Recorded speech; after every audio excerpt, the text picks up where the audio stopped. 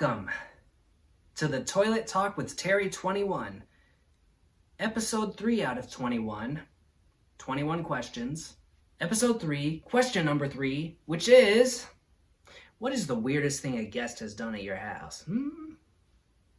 That's a good question. I actually got some pretty good answers. Y'all are gonna love this. So the first weirdest thing I can think of that a guest has done at my place was this one time when this dude was like at a church home group gathering or something. We only knew him from church, and we only ever saw him drive one car, which was a red Honda. It was an okay car, about average, but we did not know that he drove another car. Take this. He pulls up to our house in a pink Hummer, and he's wearing a motorcycle helmet while driving. And we're all just standing there with our mouths open like, weirdest thing. Weird.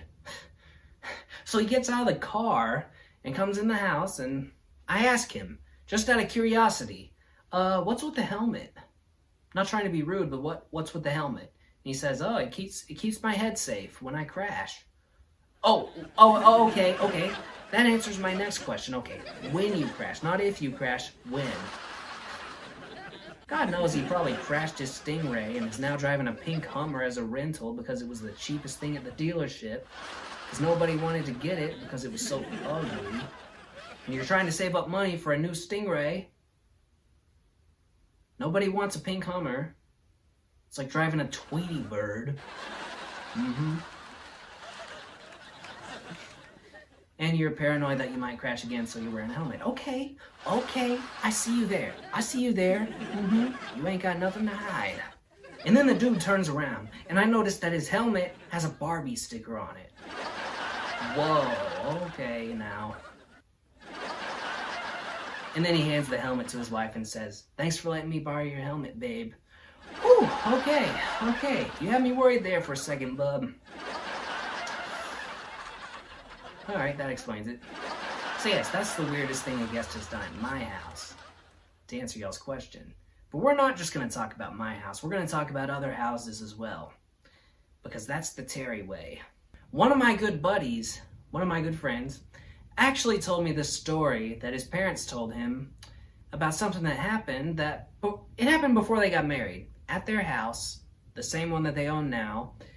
You see, his dad had let his college friend come and stay with he and his mom before they got married and before they had him, long before they had him, and also before his friend got married too.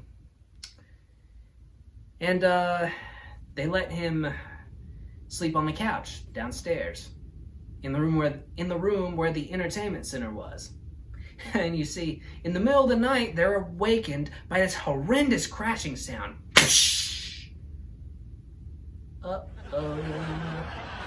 Dun. And then they run downstairs to see what the crashing sound was, because they're immediately like, yeah, this probably has something to do with our guest. We gotta make sure he's okay. Gotta make sure he's not dying. Gotta make sure that he's not on drugs or anything. Okay, I've gone too far, but you know, y'all get the picture. They go downstairs, they turn on the light, and there's their friend. Still alive, thank God, but he's on the floor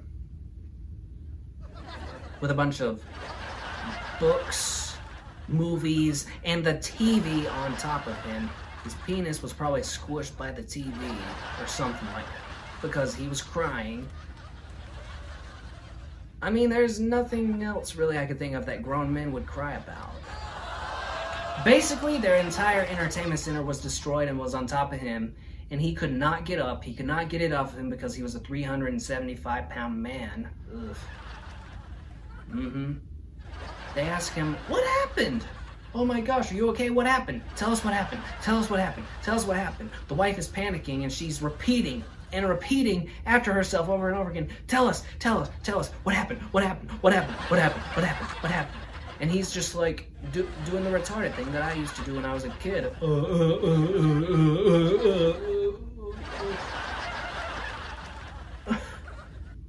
It turns out that he had to go use the bathroom and it was dark so he couldn't see. He tripped over something In the dark, because he couldn't see, he ran into the entertainment center and stubbed his toe on it. And he grabbed onto it for balance, and because he's a 375-pound man, yes, right when he grabs it, the whole thing tips over on top of him, and the TV breaks and squishes his penis. He was a heavy man, a heavy-set man. And I'm sure he dealt with a lot more heaviness after he figured out he had destroyed his buddy's entertainment center.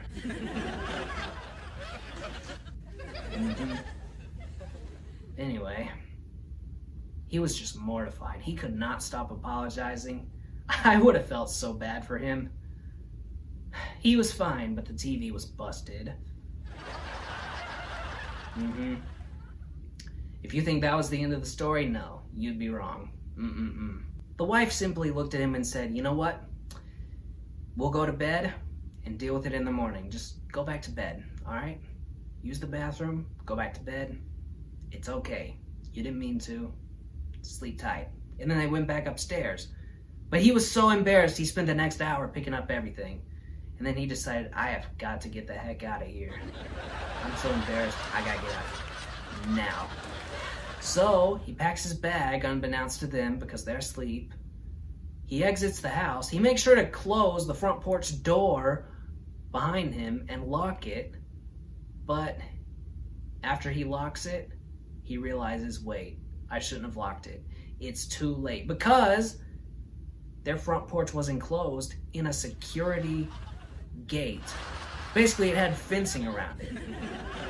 And from 4 in the morning all the way until his friend and his wife woke up, he was basically like in a dog cage, all by himself, with no cell phone, no nothing to keep him entertained.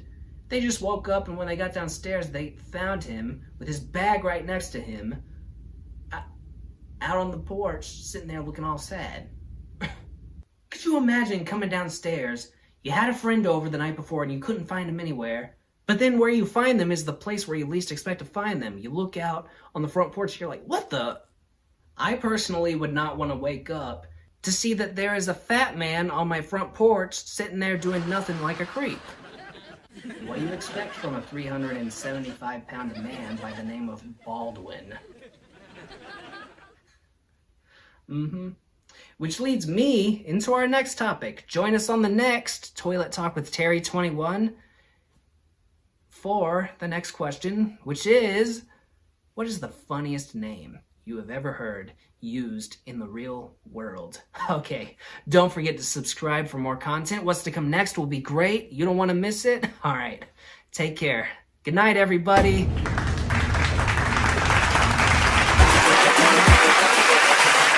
Hold up.